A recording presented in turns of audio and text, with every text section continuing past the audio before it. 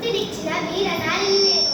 నేనే చాకలి ఐలమ్మను. నేనే చిక్కాల ఐలమ్మను.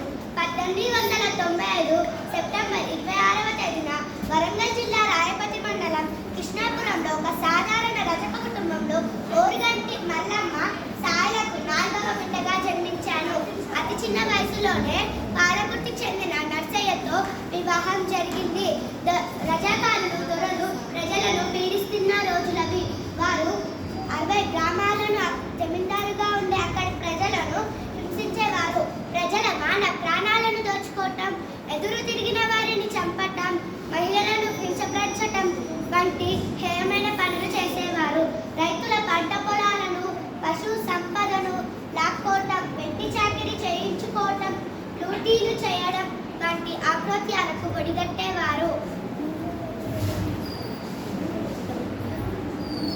1945లో మా పాలకుర్తి గ్రామంలో ఆంధ్ర మహాసభ ఏర్పరిచారు. తెలంగాణలో జరుగుతున్న హింస, రజాకారుల ఆగడాలు, దొరల పెత్తనం మొదలైన బాధలు భరిస్తున్న నా తెలంగాణ ప్రజలకు ఆంధ్ర మహాసభ ఎడారిలో ఒయాసిస్లా కనిపించింది. నాతో పాటు అనేక మంది ఆంధ్ర మహాసభలో చేరాము. నా ఇల్లే సంఘానికి కేంద్రంగా మారింది. ఈ సంఘానికి అండదండలు అందిస్తున్న నా తెలంగాణ కుటుంబాన్నే పాలకుర్తిలో లేకుండా చేసేటందుకు దేశముఖులు కుట్ర పన్నారు. నా కుటుంబం కులవృత్తితో పాటు వ్యవసాయ భూములను కౌలుకు తీసుకొని పంటలు పండించే వాళ్ళం. పంట కోతకు వచ్చిన సమయంలో దాన్ని స్వాధీనం చేసుకునేటందుకు దేశముఖులు కుట్ర పన్నారు. రజాకారుల బృందాలను మా ఇంటికి పంపారు. ఓ చేతుల కొడవలి, మరో చేతుల కర్రలతో ఆ రజాకారుల గుండాలను మేము ఎదిరించాము. పంటని ఇంటికి చేర్చాము. దేశముఖులు కోపంతో నన్ను, నా కుటుంబాన్ని చిత్రహింసలకు గురి చేశారు. అయినా నేను వెనుకడుగు వేయలేదు. దొరలు ఆక్రమించిన భూమిపై ఆనాటి నుండి ప్రతిఘటించి విజయం సాధించాను.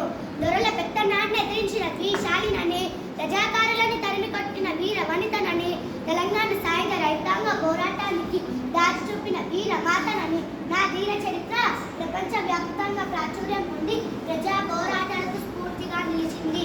నా పోరాటాలకు గుర్తుగా 2015 సెప్టెంబర్ 10 నా పాలకుర్తిలో నా కాంస్య విగ్రహం ఏర్పాటు చేశారు. నా జయంతి ఉత్సవాలు అధికారిగా నిర్వహించాలని తెలంగాణ ప్రభుత్వం ఉత్తర్వులు జారీ చేసింది. నా 39వ వర్ధంతి సందర్భంగా రాష్ట్ర ప్రభుత్వం రవీంద్ర భారతిలో జరిగిన కార్యక్రమంలో మన ముఖ్యమంత్రి శ్రీ రేవంత్ రెడ్డి గారు కోటిలోని మహిళా విశ్వవిద్యాలయానికి నా పేరు చాకలి ఐలమ్మ యూనివర్సిటీగా ప్రకటించారు. తెలంగాణ ప్రజల తెగువకు సాక్ష్యం నేను. మహిళా లోకానికి స్ఫూర్తిని ఇచ్చిన ధీర వనితను నేను. లోకానికి చాటి చెప్పిన